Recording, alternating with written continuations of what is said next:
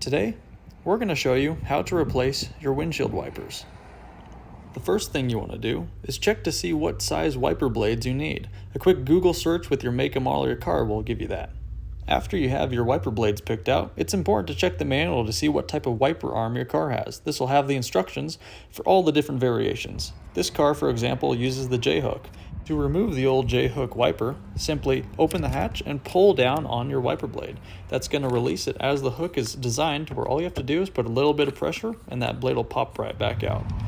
Okay, now putting on a new blade, simply orientate the wiper where it's in the correct direction and then slide it up into that J-hook so it'll lock in place. Once you have it locked in place, give it a few extra tugs just to make sure it's all in there, and then you're good to go. Once you finish the driver's side, you're just going to repeat that same process over on the passenger side of the window. Just push down to get that old wiper blade out, and then with your new one, you're simply just going to take it and pop it right back into place, just as you did on the other side. Last step to this process is removing the wiper protectors. There's going to be 4 protectors, one on each side of your new wiper blades. Simply just grab the white tab and pull it off your wiper. And now, you have brand new wiper blades on your vehicle. Thanks for watching.